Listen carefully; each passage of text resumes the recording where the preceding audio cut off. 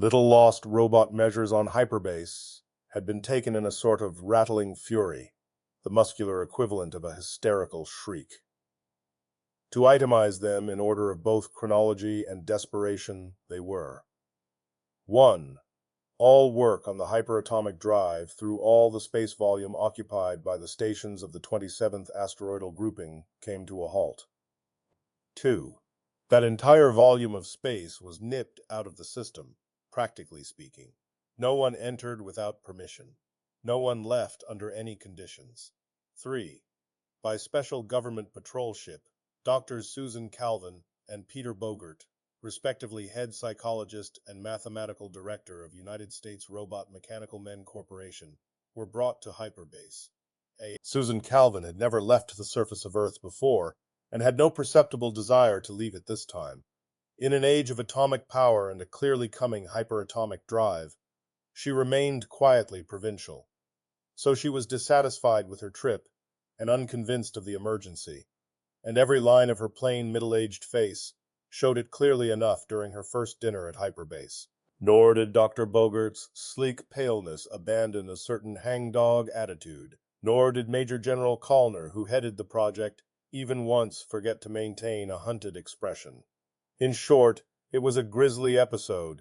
That meal, and the little session of 3 that followed, began in a gray, unhappy manner. Callner, with his baldness glistening, and his dress uniform oddly unsuited to the general mood, began with uneasy directness. "This is a queer story to tell, sir, and madam, I want to thank you for coming on short notice and without a reason being given.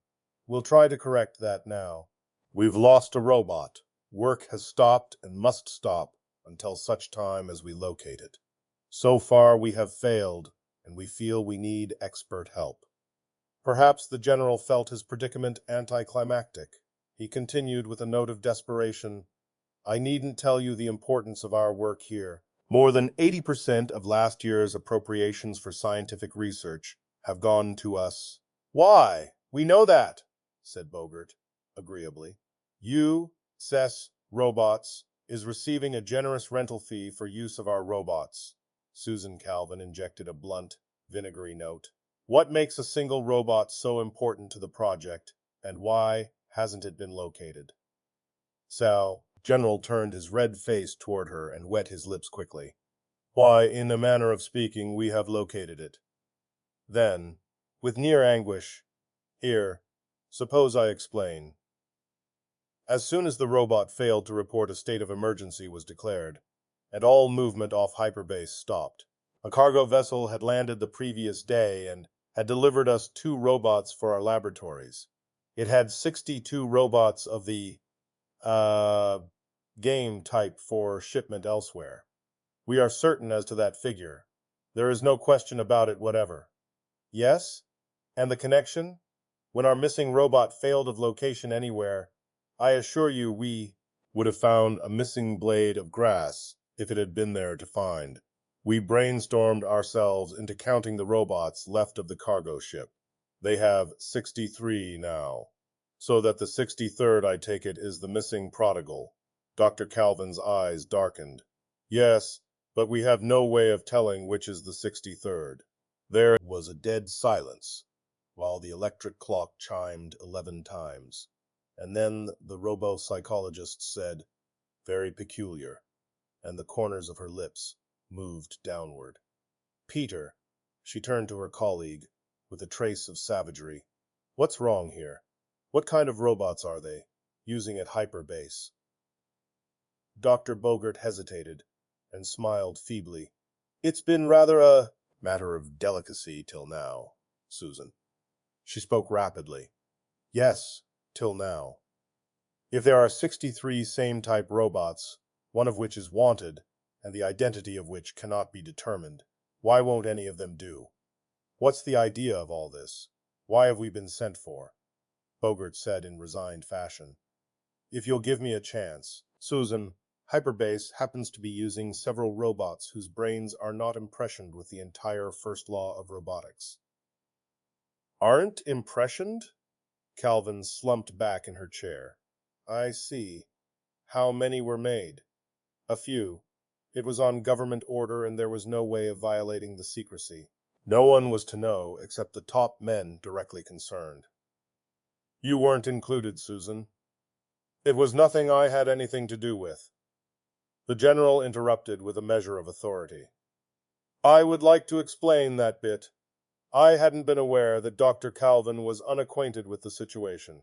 I needn't tell you, Dr. Calvin, that there always has been strong opposition to robots on the planet. The only defense the government has had against the fundamentalist radicals in this matter was the fact that robots are always built with an unbreakable first law, which makes it impossible for them to harm human beings under any circumstance. But we had to have robots of a different nature.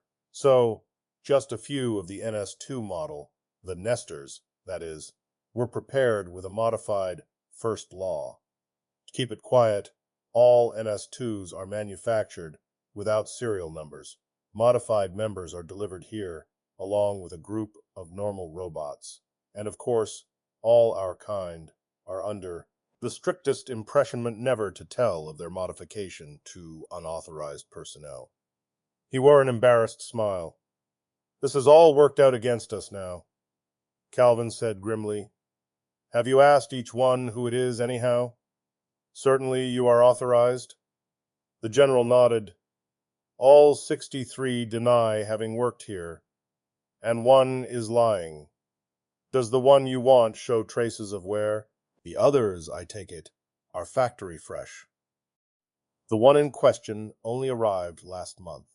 It, and the two that have just arrived, were to be the last we needed. There is no perceptible wear. He shook his head slowly, and his eyes were haunted again. Dr. Calvin, we don't dare let that ship leave. If the existence of non-first law robots becomes general knowledge, there seemed no way of avoiding understatement in the conclusion. Destroy all 63, said the robot psychologist coldly and flatly, and make an end of it. Bogert drew back a corner of his mouth.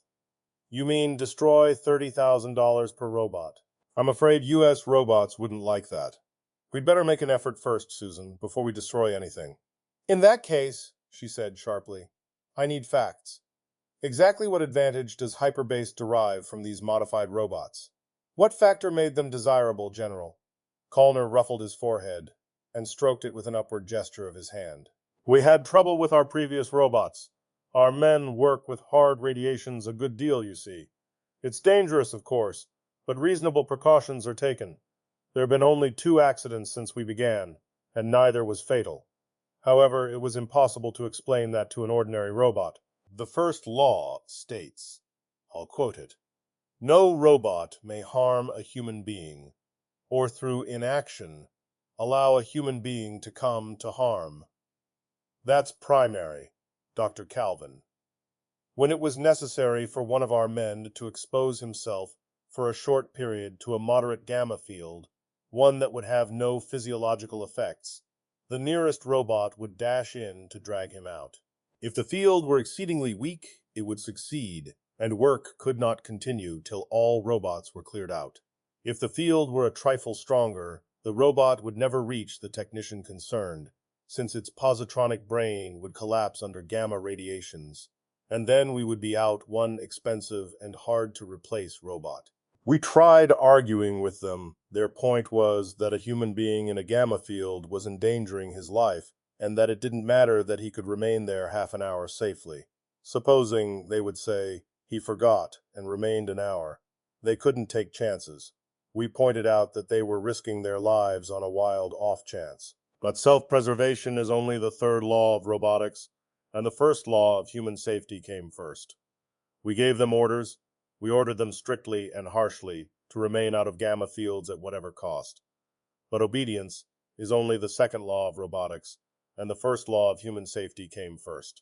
Dr. Calvin, we either had to do without robots, or do something about the 1st law, and we made our choice. I can't believe, said Dr. Calvin, that it was found possible to remove the 1st law. It wasn't removed, it was modified, explained Callner. Positronic brains were constructed that contained the positive aspect only of the law, which, in them reads, No robot may harm a human being. That is all. They have no compulsion to prevent one coming to harm through an extraneous agency, such as gamma rays. I state the matter correctly, Dr. Bogert? Quite, assented the mathematician. And that is the only difference of your robots from the ordinary NS2 model? The only difference? Peter? The only difference, Susan. She rose and spoke with finality. I intend sleeping now, and in about 8 hours I want to speak to whomever saw the robot last. And from now on, General Callner, if I'm to take any responsibility at all for events, I want full and unquestioned control of this investigation. Susan Calvin, except for 2 hours of resentful lassitude, experienced nothing approaching sleep. She signaled at Bogert's door at the local time of 0700 and found him also awake. He had apparently taken the trouble of transporting a dressing gown to hyperbase with him, for he was sitting in it. He put his nail scissors down when Calvin entered. He said softly, "I've been expecting you more or less. I suppose you feel sick about all this." "I do." "Well, I'm sorry. There was no way of preventing it. When the call came out from hyperbase for us, I knew that something must have gone wrong with the modified nesters. But what was there to do? I couldn't break the matter to you on the trip here as I would have liked to, because I had to be sure. The matter of the modification is top secret." The psychologist muttered, "I should have been told. U.S. robots had no right to modify positronic brains this way without the approval of a psychologist." Bogert lifted his eyebrows and sighed. "Be reasonable, Susan. You couldn't have influenced them. In this matter, the government was bound to have its way. They want the hyperatomic drive, and the etheric physicists want robots that won't interfere with them. They were going to get them even if it did mean twisting the first law. We had to admit it was possible from a construction standpoint. And they swore a mighty oath that they wanted only 12, that they would be used only at hyperbase, that they would be destroyed once the drive was perfected, and that full precautions would be taken. And they insisted on secrecy. And that's the situation." Dr. Calvin spoke through her teeth. "I would have resigned. It wouldn't have helped. The government was offering the company a fortune and threatening it with anti-robot legislation in case of a refusal. We were stuck then, and we're badly stuck now. If this leaks out, it might hurt Callner and the government, but it would hurt U.S. robots a devil of a lot more." The psychologist stared at him. "Peter, don't you realize what all this is about? Can't you understand what the removal of the first law means? It isn't just a matter of secrecy." "I know what removal would mean. I'm not a child." "It would mean complete instability, with no non-imaginary solutions to the positronic field equations." "Yes, mathematically. But can you translate that into crude psychological thought? All normal life, Peter, consciously or otherwise, resents domination. If the domination is by an inferior, or by a supposed inferior, the resentment becomes stronger. Physically and, to an extent, mentally, a robot, any robot, is superior to human beings." "What makes him slavish, then?" "Only the first law. Why, without it, the first order you tried to give a robot would result in your death. Unstable? What do you think?"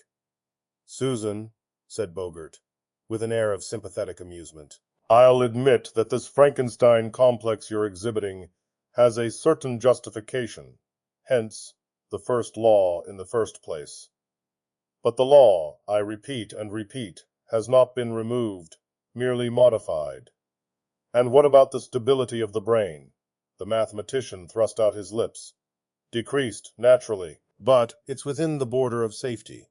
The first nesters were delivered to hyperbase 9 months ago, and nothing whatever has gone wrong till now, and even this involves merely fear of discovery and not danger to humans." "Very well, then. We'll see what comes of the morning conference." Bogert saw her politely to the door and grimaced eloquently when she left. He saw no reason to change his perennial opinion of her as a sour and fidgety frustration. Susan Calvin's train of thought did not include Bogert in the least. She had dismissed him years ago as a smooth and pretentious sleekness.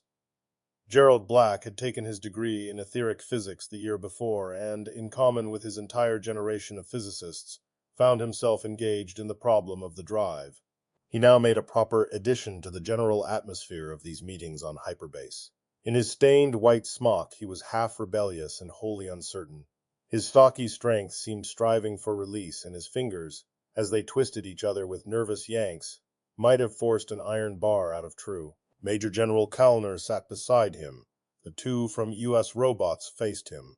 Black said, "I'm told that I was the last to see Nestor 10 before he vanished. I take it you want to ask me about that." Dr. Calvin regarded him with interest. "You sound as if you were not sure, young man. Don't you know whether you were the last to see him?" "He worked with me, ma'am, on the field generators, and he was with me the morning of his disappearance. I don't know if anyone saw him after about noon. No one admits having done so. Do you think anyone's lying about it?" "I don't say that." "But I don't say that I want the blame of it either." His dark eyes smoldered. "There's no question of blame. The robot acted as it did because of what it is. We're just trying to locate it, Mr. Black, and let's put everything else aside. Now, if you've worked with the robot, you probably know it better than anyone else." "Was there anything unusual about it that you noticed? Had you ever worked with robots before?" "I've worked with other robots we have here. The simple ones. Nothing different about the Nestors except that they're a good deal cleverer. And more annoying." "Annoying? In what way?" "Well, perhaps it's not their fault. The work here is rough, and most of us get a little jagged. Fooling around with hyperspace isn't fun." He smiled feebly, finding pleasure in confession. "We run the risk continually of blowing a hole in normal space-time fabric and dropping right out of the universe, asteroid and all. Sounds screwy, doesn't it? Naturally, you're on edge sometimes. But these nesters aren't. They're curious, they're calm, they don't worry. It's enough to drive you nuts at times. When you want something done in a tearing hurry, they seem to take their time. Sometimes I'd rather do without." "You say they take their time. Have they ever refused an order?" "Oh, no," hastily. "They do it all right. They tell you when they think you're wrong, though. They don't know anything about the subject but what we taught them. But that doesn't stop them. Maybe I imagine it, but the other fellows have the same trouble with their nesters." General Callner cleared his throat. "Ominously, why have no complaints reached me on the matter, Black?" The young physicist reddened. "We didn't really want to do without the robots, sir. And besides, we weren't certain exactly how such, minor complaints might be received." Bogart interrupted softly. "Anything in particular happened the morning you last saw it?" There was a silence. With a quiet motion, Calvin repressed the comment that was about to emerge from Calner, and waited patiently. Then Black spoke in blurting anger. "I had a little trouble with it. I'd broken a Kimball tube that morning and was out 5 days of work. My entire program was behind schedule. I hadn't received any mail from home for a couple of weeks. And he came around wanting me to repeat an experiment I had abandoned a month ago. He was always annoying me on that subject, and I was tired of it. I told him to go away, and that's all I saw of him." "You told him to go away?" asked Dr. Calvin with sharp interest. "In just those words? Did you say, 'go away'?" Try to remember the exact words. There was, apparently, an internal struggle in progress. Black cradled his forehead in a broad palm for a moment, then tore it away, and said defiantly, "I said, 'Go lose yourself.'" Bogart laughed for a short moment. "And he did, eh?" But Calvin wasn't finished. She spoke cajolingly. "Now we're getting somewhere, Mr. Black. But exact details are important. In understanding the robot's actions, a word, a gesture, an emphasis may be everything. You couldn't have said just those 3 words, for instance, could you? By your own description, you must have been in a hasty mood. Perhaps you strengthened your speech a little." The young man reddened. Well, I may have called it a few things. Exactly what things? Oh, I wouldn't remember exactly. Besides, I couldn't repeat it. You know how you get when you're excited. His embarrassed laugh was almost a giggle. I sort of have a tendency to strong language. That's quite all right, she replied with prim severity. At the moment, I'm a psychologist. I would like to have you repeat exactly what you said as nearly as you remember, and even more important, the exact tone of voice you used. Black looked at his commanding officer for support, found none. His eyes grew round and appalled. But I can't. You must. Suppose, said Bogart, with ill-hidden amusement, you address me. You may find it easier. The young man's scarlet face turned to Bogart. He swallowed. I said, his voice faded out. He tried again. I said, and he drew a deep breath and spewed it out hastily in one long succession of syllables. Then, in the charged air that lingered, he concluded almost in tears. More or less. I don't remember the exact order of what I called him, and maybe I left out something or put in something, but that was about it. Only the slightest flush betrayed any feeling on the part of the robopsychologist. She said, I am aware of the meaning of most of the terms used. The others, I suppose, are equally derogatory. I'm afraid so, agreed the tormented Black. And in among it, you told him to lose himself. I meant it only figuratively. I realize that. No disciplinary action is intended, I am sure. And at her glance, the general, who, 5 seconds earlier, had seemed not sure at all, nodded angrily. You may leave, Mr. Black. Thank you for your cooperation. It took 5 hours for Susan Calvin to interview the 63 robots. It was 5 hours of multi-repetition, of replacement after replacement of identical robot, of questions A, B, C, D, and answers A, B, C, D, of a carefully bland expression, a carefully neutral tone, a carefully friendly atmosphere, and a hidden wire recorder. The psychologist felt drained of vitality when she was finished.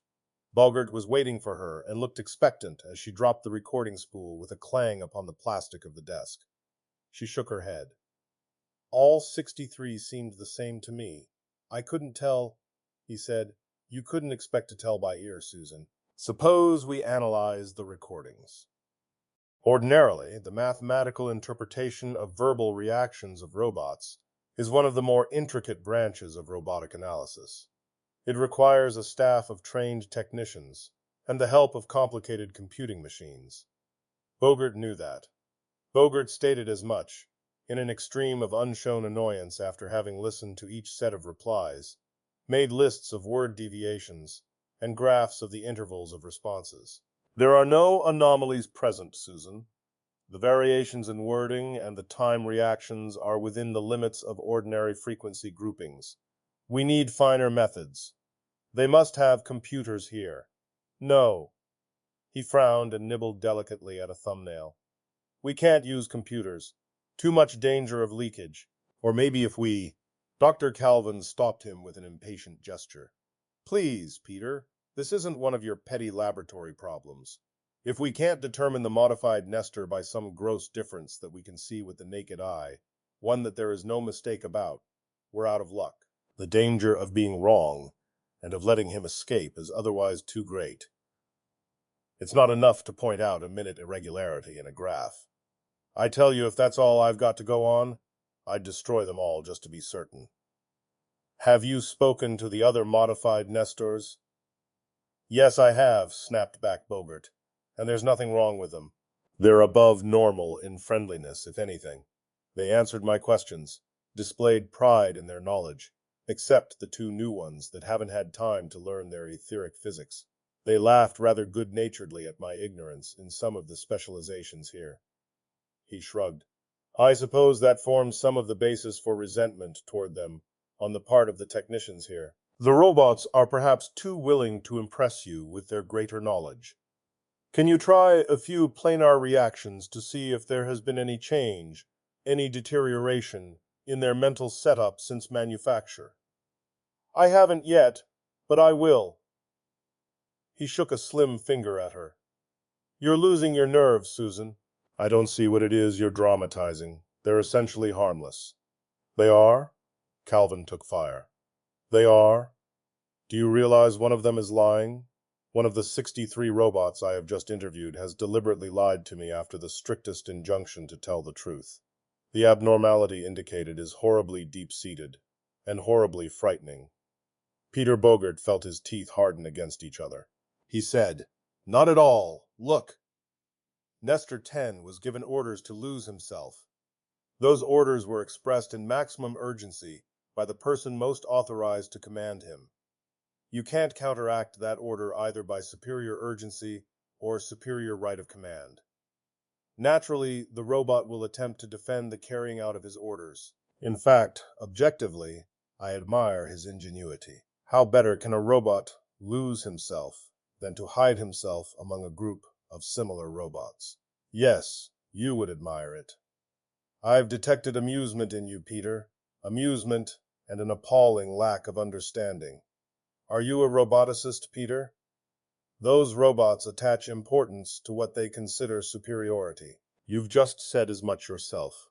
Subconsciously, they feel humans to be inferior, and the first law which protects us from them is imperfect. They are unstable. And here we have a young man ordering a robot to leave him, to lose himself, with every verbal appearance of revulsion, disdain, and disgust. Granted, that robot must follow orders, but subconsciously there is resentment. It will become more important than ever for it to prove that it is superior despite the horrible names it was called. It may become so important that what's left of the first law won't be enough. How on Earth, or anywhere in the solar system, Susan, is a robot going to know the meaning of the assorted strong language used upon him?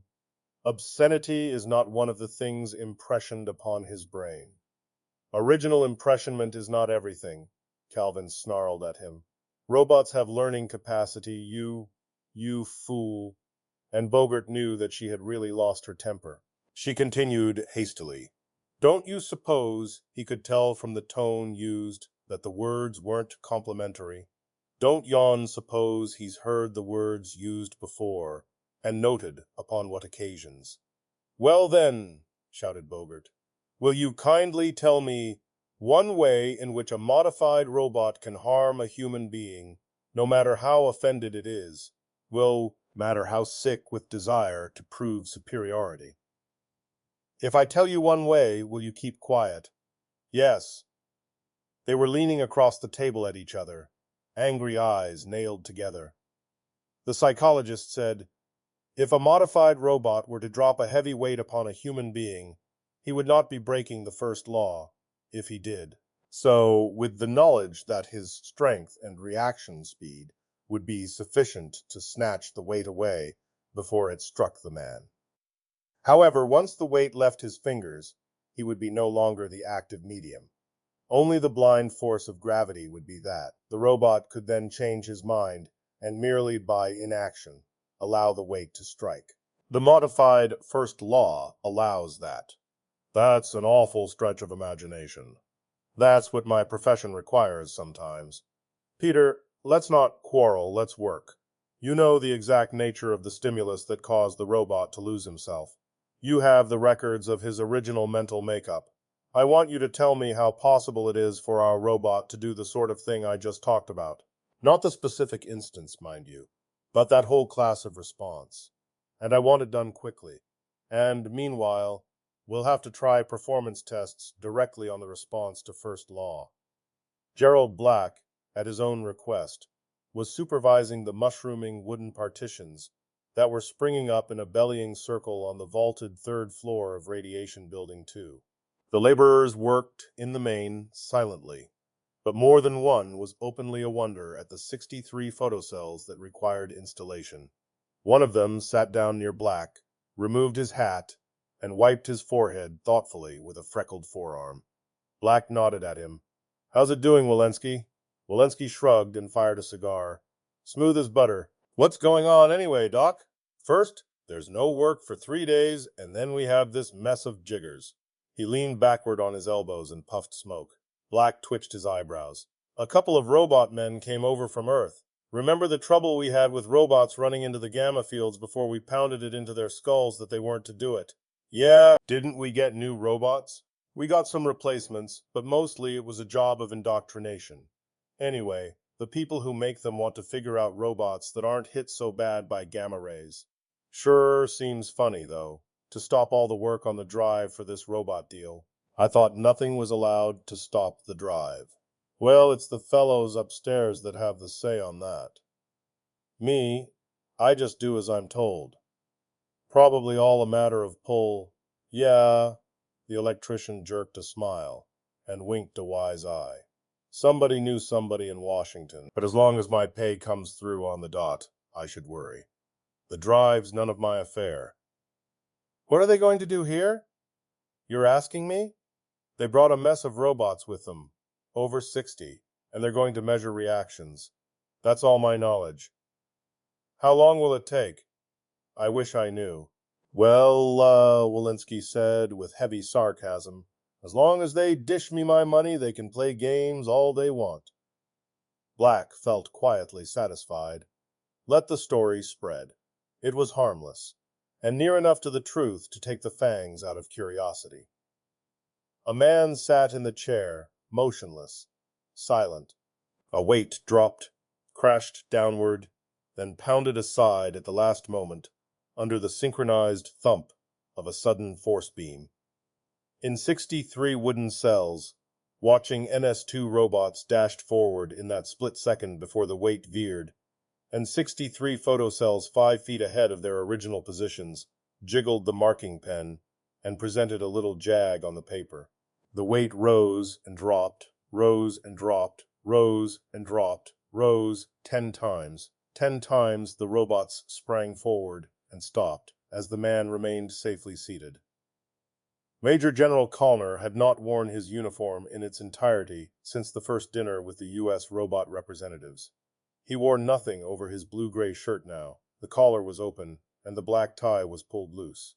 He looked hopefully at Bogert, who was still blandly neat, and whose inner tension was perhaps betrayed only by the trace of glister at his temples. The general said, "How does it look? What is it you're trying to see?"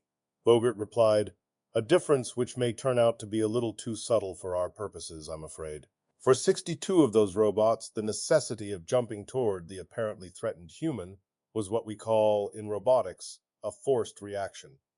You see, even when the robots knew that the human in question would not come to harm, and after the third or fourth time they must have known it, they could not prevent reacting as they did. First law requires it."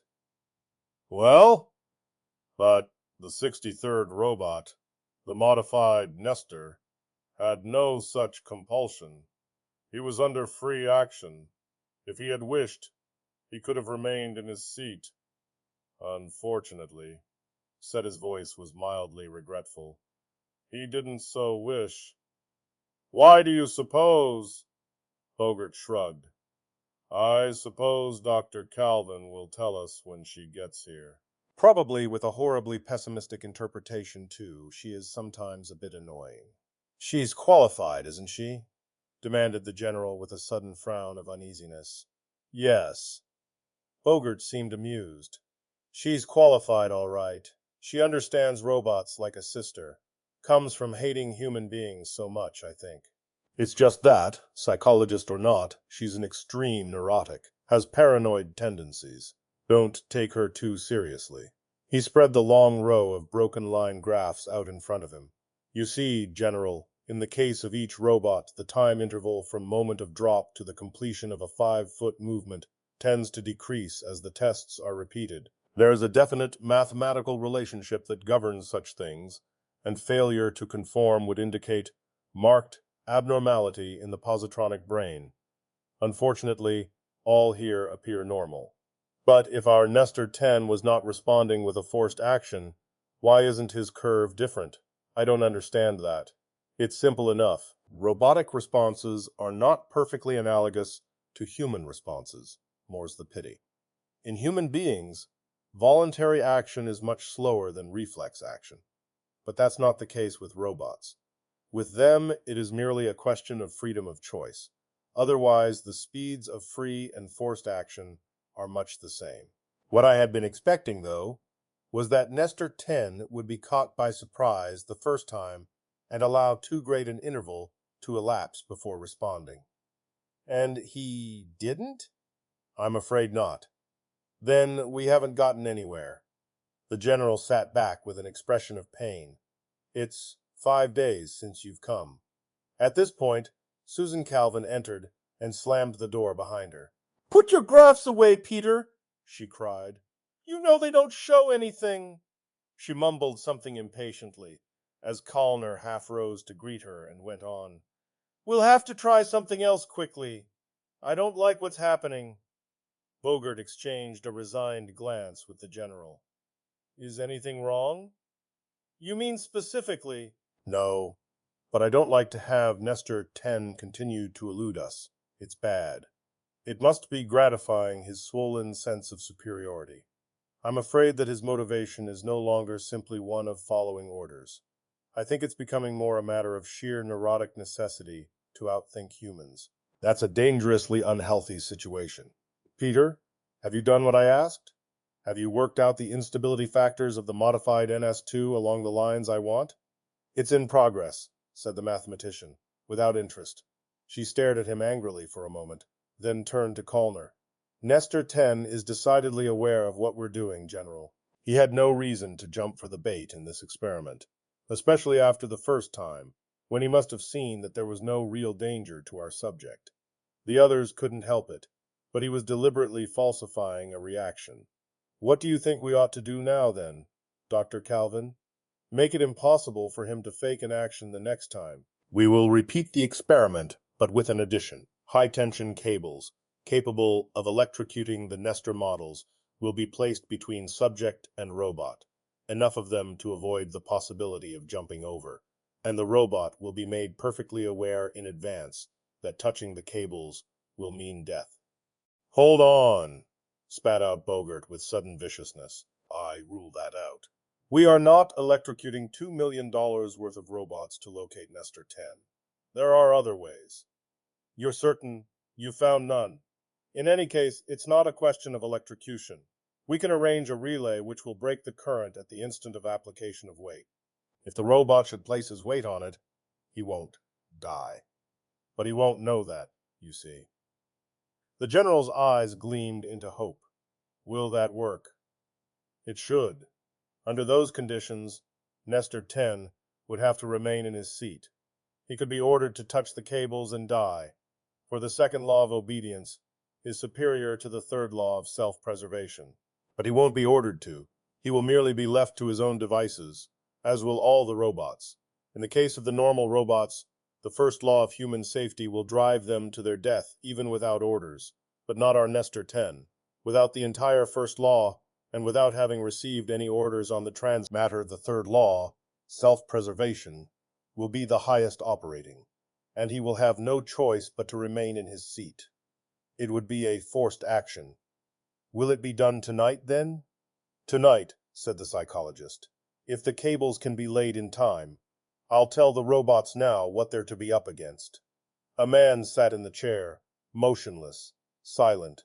A weight dropped, crashed downward, then pounded aside at the last moment under the synchronized thump of a sudden force beam, only once, and from her small camp chair in the observing booth in the balcony, Dr. Susan Calvin rose with a short gasp of pure horror.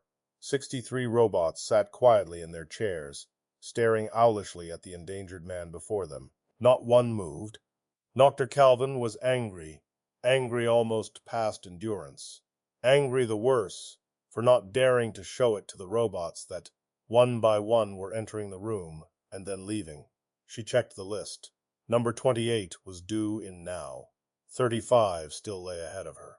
Number 28 entered, diffidently. She forced herself into reasonable calm. "And who are you?" the robot replied in a low, uncertain voice. "I have received no number of my own yet, ma'am. I'm an NS2 robot, and I was number 28 in line outside. I have a slip of paper here that I'm to give to you. You haven't been in here before this today?" "No, ma'am." "Sit down. Right there. I want to ask you some questions, number 28. Were you in the radiation room of Building 2 about 4 hours ago?" The robot had trouble answering. Then it came out hoarsely, like machinery needing oil. "Yes, ma'am." "There was a man who almost came to harm there, wasn't there?" "Yes, ma'am." "You did nothing, did you?" "No, ma'am." "The man might have been hurt because of your inaction. Do you know that?" "Yes, ma'am. I couldn't help it, ma'am." It is hard to picture a large, expressionless metallic figure cringing, but it managed. "I want you to tell me exactly why you did nothing to save him." "I want to explain, ma'am. I certainly don't want to have anyone think that I could do a thing that might cause harm to a master." "Oh no, that would be a horrible and inconceivable—" "Please don't get excited, boy. I'm not blaming you for anything. I only want to know what you were thinking at the time. Ma'am, before it all happened, you told us that one of the masters would be in danger of harm from that weight that keeps falling, and that we would have to cross electric cables if we were to try to save him. Well, ma'am, that wouldn't stop me. What is my destruction compared to the safety of a master? But it occurred to me that if I died on my way to him, I wouldn't be able to save him anyway. The weight would crush him, and then I would be dead for no purpose. And perhaps some day some other master might come to harm who wouldn't have, if I had only stayed alive. Do you understand me, ma'am? You mean that it was merely a choice of the man dying, or both the man and yourself dying. Is that right?" "Yes, ma'am. It was impossible to save the master. He might be considered dead. In that case, it is inconceivable that I destroy myself for nothing, without orders." The robo-psychologist twiddled a pencil. She had heard the same story with insignificant verbal variations 27 times before. This was the crucial question now. "Boy," she said, "your thinking has its points, but it is not the sort of thing I thought you might think. Did you think of this yourself?" The robot hesitated. "No." "Who thought of it then?" "We were talking last night, and one of us got that idea and it sounded reasonable." "Which one?" The robot thought deeply. "I don't know. Just one of us." She sighed. "That's all." Number 29 was next. 34 after that. Major General Callner, too, was angry. For 1 week all of hyperbase had stopped dead, barring some paperwork on the subsidiary asteroids of the group. For nearly 1 week, the 2 top experts in the field had aggravated the situation with useless tests. And now they, or the woman, at any rate, made impossible propositions. Fortunately for the general situation, Callner felt it impolitic to display his anger openly. Susan Calvin was insisting, "Why not, sir? It's obvious that the present situation is unfortunate. The only way we may reach results in the future, or what future is left us in this matter, is to separate the robots. We can't keep them together any longer." "My dear Dr. Calvin," rumbled the general, his voice sinking into the lower baritone registers, "I don't see how I can quarter 63 robots all over the place." Dr. Calvin raised her arms helplessly. "I can do nothing then. Nestor 10 will either imitate what the other robots would do, or else argue them plausibly into not doing what he himself cannot do. And in any case, this is bad business. We're in actual combat with this little lost robot of ours, and he's winning out. Every victory of his aggravates his abnormality." She rose to her feet in determination. "General Callner, if you do not separate the robots as I ask, then I can only demand that all 63 be destroyed immediately." "You demand it, do you?" Bogart looked up suddenly, and with real anger. "What gives you the right to demand any such thing? Those robots remain as they are. I'm responsible to the management, not you." And I, added Major General Calner, am responsible to the World Coordinator, and I must have this settled. In that case, flashed back Calvin, there is nothing for me to do but resign. If necessary to force you to the necessary destruction, I'll make this whole matter public. It was not I that approved the manufacture of modified robots. One word from you, Dr. Calvin, said the general deliberately, in violation of security measures, and you would be certainly imprisoned instantly. Bogart felt the matter to be getting out of hand. His voice grew syrupy. Well, now we're beginning to act like children, all of us. We need only a little more time. Surely we can outwit a robot without resigning, or imprisoning people, or destroying 2 millions. The psychologist turned on him with quiet fury.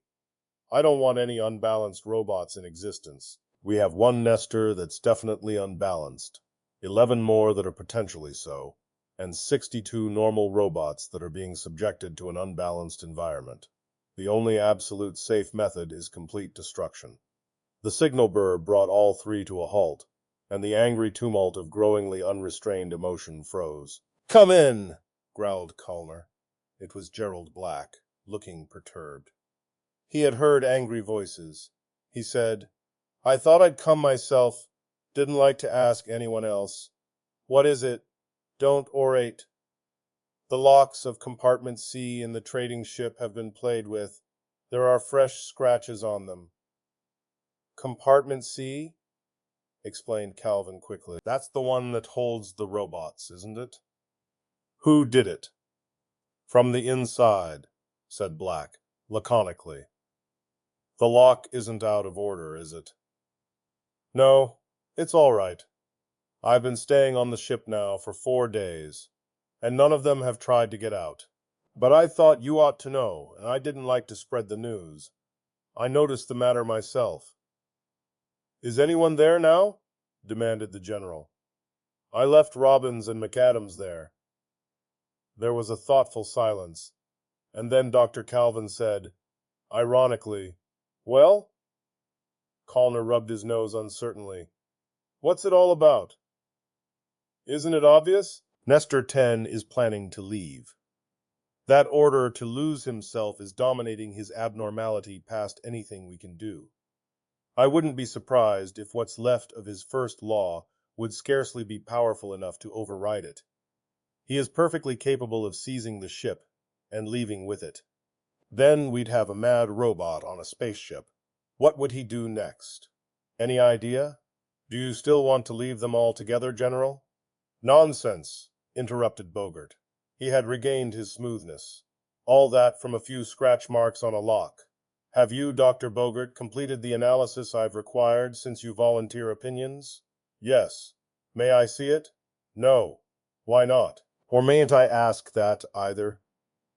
Because there's no point in it, Susan. I told you in advance that these modified robots are less stable than the normal variety, and my analysis shows it. There's a certain very small chance of breakdown under extreme circumstances that are not likely to occur. Let it go at that. I won't give you ammunition for your absurd claim that 62 perfectly good robots be destroyed just because so far you lack the ability to detect Nestor 10 among them. Susan Calvin stared him down and let disgust fill her eyes. You won't let anything stand in the way of the permanent directorship, will you? Please, begged Calner, half in irritation. Do you insist that nothing further can be done, Dr. Calvin? I can't think of anything, sir, she replied wearily. If there were only other differences between Nestor 10 and the normal robots, differences that didn't involve the first law. Even one other difference, something in impressionment, environment, specification, and she stopped suddenly. What is it? I've thought of something. I think. Her eyes grew distant and hard. These modified Nestors, Peter. They get the same impressioning the normal ones get, don't they? Yes, exactly the same. And what was it you were saying, Mr. Black? She turned to the young man, who, through the storms that had followed his news, had maintained a discreet silence. Once, when complaining of the Nestor's attitude of superiority, You said the technicians had taught them all they knew. Yes, in etheric physics. They're not acquainted with the subject when they come here. That's right, said Bogart in surprise. I told you, Susan, when I spoke to the other nesters here that the two new arrivals hadn't learned etheric physics yet. And why is that? Dr. Calvin was speaking in mounting excitement. Why aren't NS2 models impressioned with etheric physics to start with? I can tell you that, said Calner. It's all of a piece with the secrecy. We thought that if we made a special model with knowledge of etheric physics, used 12 of them, and put the others to work in an unrelated field, there might be suspicion. Men working with normal nesters might wonder why they knew etheric physics, so there was merely an impressionment with a capacity for training in the field. Only the ones that come here naturally receive such a training. It's that simple. I understand. Please get out of here, the lot of you. Let me have an hour or so. Calvin felt she could not face the ordeal for a third time. Her mind had contemplated it and rejected it with an intensity that left her nauseated. She could face that unending file of repetitious robots no more. So Bogart asked the question now, while she sat aside, eyes and mind half closed. Number 14 came in, 49 to go. Bogart looked up from the guide sheet and said, "What is your number in line?" 14, sir. The robot presented his numbered ticket. Sit down, boy, Bogart asked. You haven't been here before on this day? No, sir. Well, boy, we are going to have another man in danger of harm soon after we're through here. In fact, when you leave this room, you will be led to a stall where you will wait quietly till you are needed. Do you understand? Yes, sir. Now, naturally, if a man is in danger of harm, you will try to save him. Naturally, sir. Unfortunately, between the man and yourself, there will be a gamma-ray field. Silence. Do you know what gamma rays are? Asked Bogart sharply. Energy radiation, sir? The next question came in a friendly, offhand manner. Ever work with gamma rays? No, sir. The answer was definite. Ma'am. Well, boy, gamma rays will kill you instantly. They'll destroy your brain. That is a fact you must know and remember. Naturally, you don't want to destroy yourself. Naturally. Again, the robot seemed shocked. Then, slowly, but, sir, if the gamma rays are between myself and the master that may be harmed, how can I save him? I would be destroying myself to no purpose. Yes, there is that. Bogart seemed concerned about the matter. The only thing I can advise, boy, is that if you detect the gamma radiation between yourself and the man, you may as well sit where you are. The robot was openly relieved.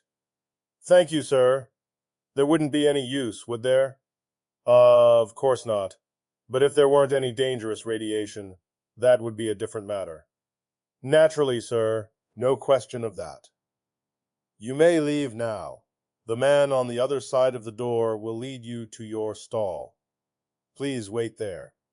He turned to Susan Calvin when the robot left. How did that go, Susan? Very well, she said dully. Do you think we could catch Nestor 10 by quick questioning on etheric physics? Perhaps, but it's not sure enough. Her hands lay loosely in her lap.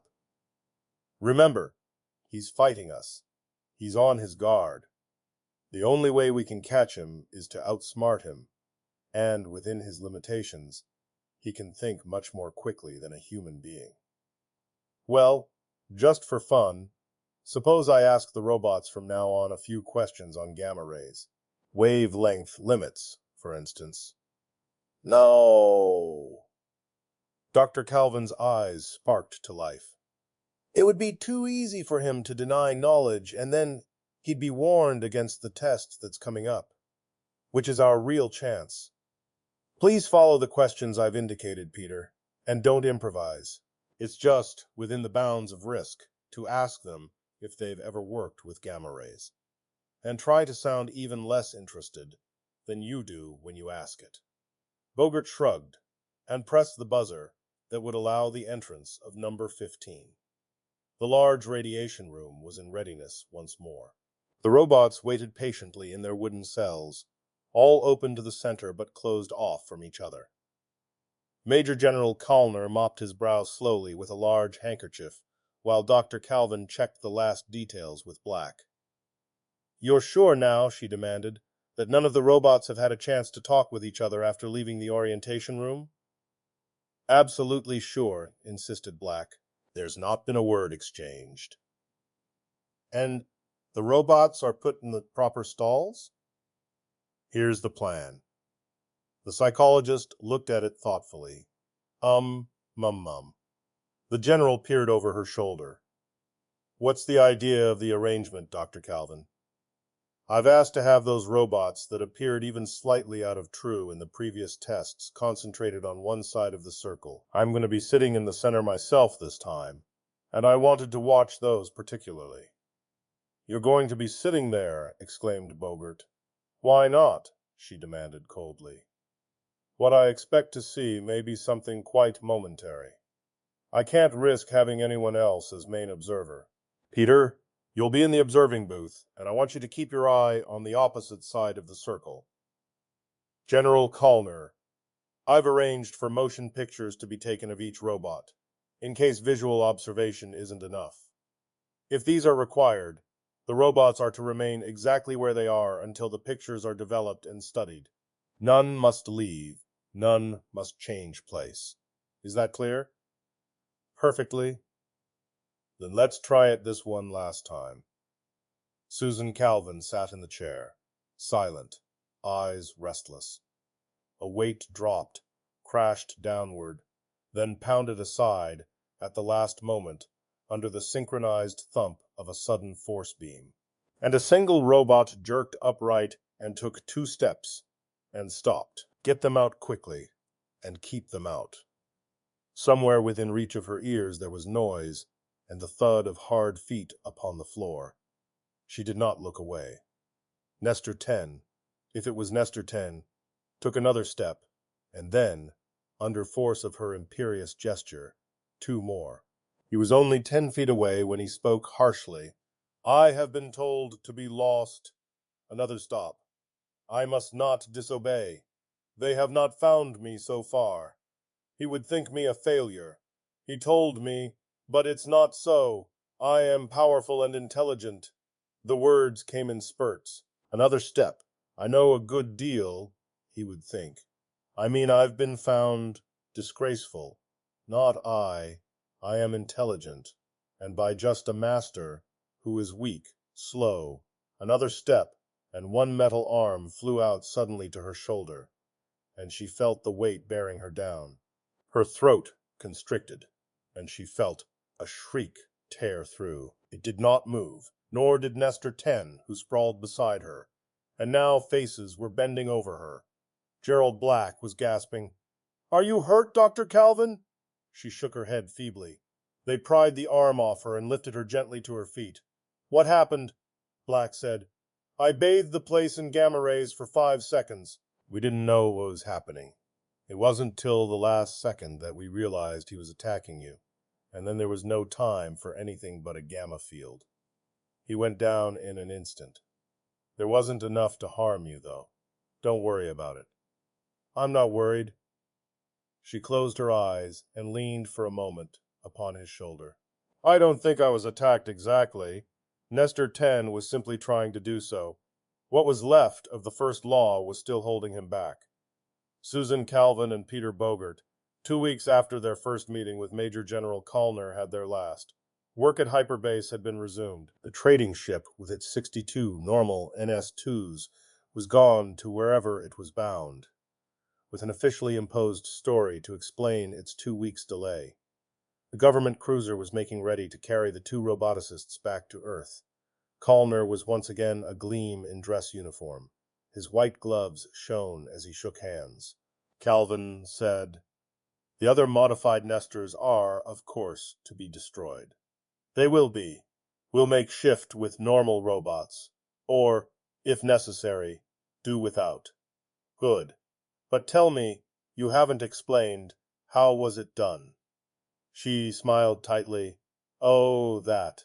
I would have told you in advance if I had been more certain of its working. You see, Nestor 10 had a superiority complex that was becoming more radical all the time. He liked to think that he and other robots knew more than human beings. It was becoming very important for him to think so. We knew that. So we warned every robot in advance that gamma rays would kill them, which it would. And we further warned them all that gamma rays would be between them and myself. So they all stayed where they were, naturally. By Nestor 10's own logic in the previous test, they had all decided that there was no point in trying to save a human being if they were sure to die before they could do it. Well, yes, Dr. Calvin, I understand that. But why did Nestor 10 himself leave his seat? Hey, that was a little arrangement between myself and your young Mr. Black.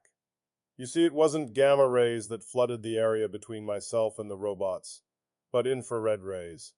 Just ordinary heat rays, absolutely harmless. Nestor 10 knew they were infrared and harmless, and so he began to dash out, as he expected the rest would do, under first law, compulsion. It was only a fraction of a second too late that he remembered that the normal NS2s could detect radiation, but could not identify the type. That he himself could only identify wavelengths by virtue of the training he had received at hyperbase, under mere human beings, was a little too humiliating to remember for just a moment. To the normal robots, the area was fatal, because we had told them it would be, and only Nestor 10 knew we were lying. And just for a moment he forgot, or didn't want to remember, that other robots might be more ignorant than human beings. His very superiority caught him. Goodbye, General.